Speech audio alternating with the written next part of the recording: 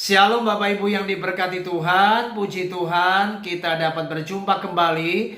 Dan hari ini kita akan masuk di seri yang kedua dengan tema firman Tuhan 5 alasan kasih Allah cukup bagi kita. Di seri yang pertama saya sudah menyampaikan 2 poin.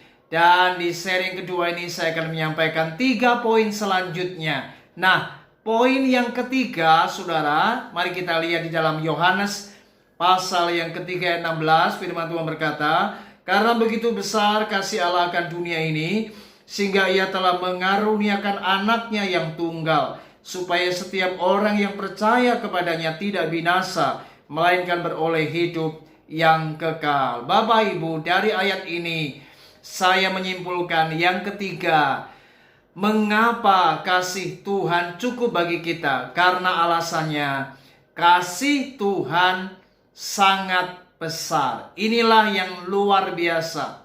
Kita patut bersyukur. Kita punya Allah yang sangat luar biasa.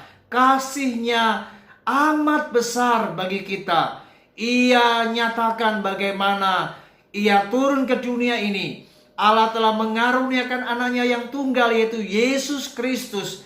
Allah datang ke dunia ini. Allah berinkarnasi menjadi sama seperti kita manusia. Dan Ia datang melaksanakan misinya, yaitu untuk menebus kita dari segala dosa.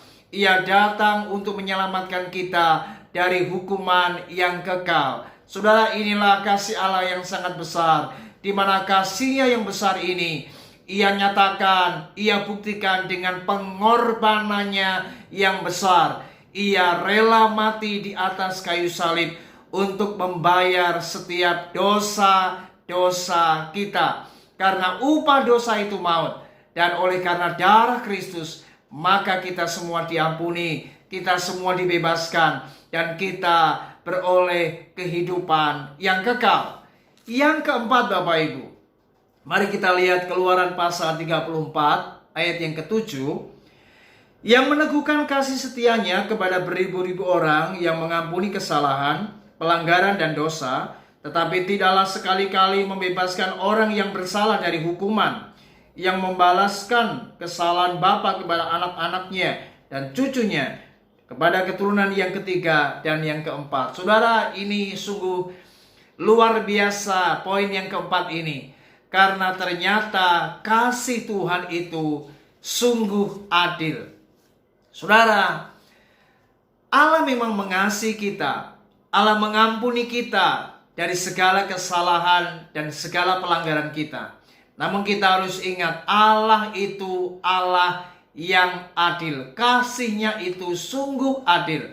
Dan ini terbukti bagaimana ketika kita melakukan pelanggaran, maka Ia tidak segan-segan memperingatkan kita. Ia menegur kita. Ia menyatakan akan hardikannya. Di mana ketika kita menyimpang, ketika kita melakukan sesuatu yang melanggar perintahnya, maka Allah itu adil. Ia menyatakan akan kasih-Nya dengan cara Ia menegur kita. Dan inilah bukti kepedulian Tuhan. Allah sangat mengasihi Anda. Dan itu sebabnya Ia buktikan bagaimana Ia memperingatkan kita dari jalan-jalan kita yang salah. Dan setiap pelanggaran, setiap dosa yang kita lakukan, maka Ia tidak segan-segan akan menyatakan hukumannya. Karena setiap pelanggaran itu harus ada konsekuensinya. Setiap dosa mengandung konsekuensi. Itu sebabnya mari kita harus bersyukur. Inilah cara Tuhan mendidik kita, supaya kita sadar, supaya kita jangan lagi melakukan pelanggaran. Dan kasih Allah itu sungguh adil. Siapa yang bersalah, maka ia akan ditegur, ia akan diperingatkan, dan ia akan mendapatkan hukuman untuk mendidik, mengajar, agar kita boleh kembali di jalan-jalan yang benar sesuai dengan kehendak Allah. Yang kelima Bapak Ibu, kita lihat di dalam Mazmur pasal 103 ayat yang ke-12. Ya, firman Tuhan, berkata, Mazmur 103:12, saya akan bacakan, sejauh timur dari barat, demikian dijauhkannya daripada kita pelanggaran kita. Saudara, sungguh luar biasa. Sejauh timur dari barat, setiap pelanggaran kita dijauhkannya. Artinya Tuhan itu melupakan semua dosa-dosa kita. Ini artinya yang kelima, karena kasih Tuhan itu menutupi segala pelanggaran kita atau segala dosa kita. Saudara, kita bersyukur ketika Allah mengampuni kita, maka setiap kesalahan dan dosa-dosa kita sudah dibuang oleh Tuhan sejauh timur dari barat. Artinya Allah kita Allah yang menutup dosa kita. Bedakan antara menutup dan menutup-nutupi, itu sangat berbeda maknanya. Allah menutupi dosa kita, bukan menutup-nutupi dosa. Setiap dosa tetap akan berurusan dengan Tuhan.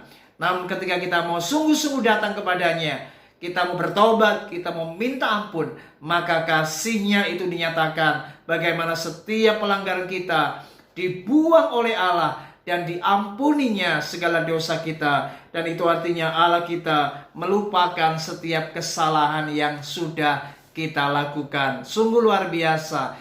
Ini sungguh membuktikan bahwa kasih Allah itu cukup bagi kita. Karena apa? Ingat, kasih Allah itu sungguh sangat besar. Yang keempat, kasih Allah itu sungguh sangat adil. Dan yang kelima, kasih Allah itu menutupi segala pelanggaran kita. Kiranya renungan ini menyadarkan kita untuk kita jangan pernah kecewa dengan Tuhan. Jangan pernah kita meragukan Tuhan. Apapun yang terjadi, apapun keberadaan kita, ingat Allah itu mengasihi hidup Anda. Allah sangat mengasihi Anda. Allah ingin menyelamatkan hidupmu. Allah ingin membentuk kita sesuai dengan rencananya. Dan Allah kita Allah yang sangat sayang, dan Ia peduli. Ia melupakan semua pelanggaran kita karena Ia sungguh baik atas hidup kita. Kiranya renungan ini memberkati kita semua. Tuhan Yesus memberkati. Shalom.